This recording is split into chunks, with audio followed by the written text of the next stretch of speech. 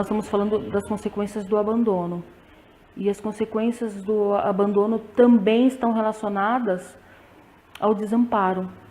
E nem sempre esse pai precisa de fato ir embora para essa criança se sentir desamparada, né? Ou essa família. Mas quando a gente pensa nessas consequências, a gente pensa nas consequências do desamparo, que são vários fatores. Tem o efeito físico, tem o efeito emocional, tem o efeito somatizador, que é a questão, o emocional trabalhando no físico, né, e se cria uma doença, uma questão corporal.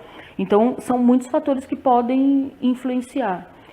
E também tem o jeito da criança, né? Como essa criança se comporta diante do desamparo, como essa criança se comporta diante do abandono. Então, tem aquela criança que vai ter um ímpeto mais violento, por uma revolta, por estar vivendo aquela situação. Outra criança vai ficar bastante reclusa, né? Que aí já entra num processo mais deprimido, mais angustiante.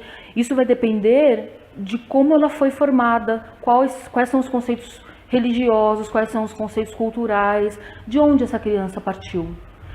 O comportamento dela, mediante esse abandono, vai responder como ela foi gerada, como ela foi concebida como pessoa, como a cultura que ela vive, a religião que ela vive, e qual foi o ímpeto de abandono que ela já viveu ao longo da história da vida dela, né? E aí a diferença talvez entre o pai e a mãe é que a mãe ela assume um papel de totalidade na vida do filho, né? Então quando o filho é abandonado pela mãe, ele tem, né, ou talvez uma implicação um pouco maior, porque a mãe consegue em muitos momentos assumir essa totalidade.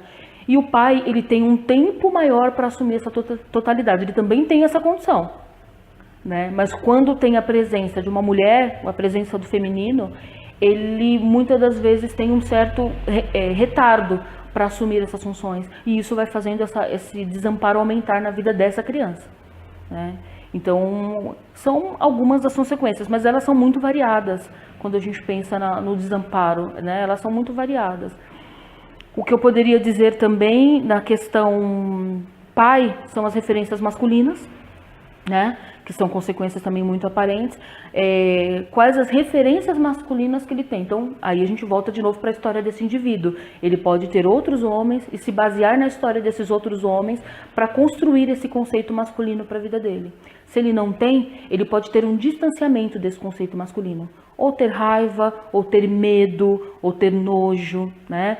Então, isso inclusive influencia em algumas características de escolhas sexuais, por exemplo, né? De uma menina não conseguir ter uma escolha masculina porque ela não tem contato com esse masculino, ou ela foi ferida por esse masculino. E aí a gente começa a ver essas características aparecendo por conta desse abandono. Então, dentre todas essas questões, a gente percebe que é muito variável, mas todas vão se basear na questão do desamparo, né? O abandono baseado no desamparo.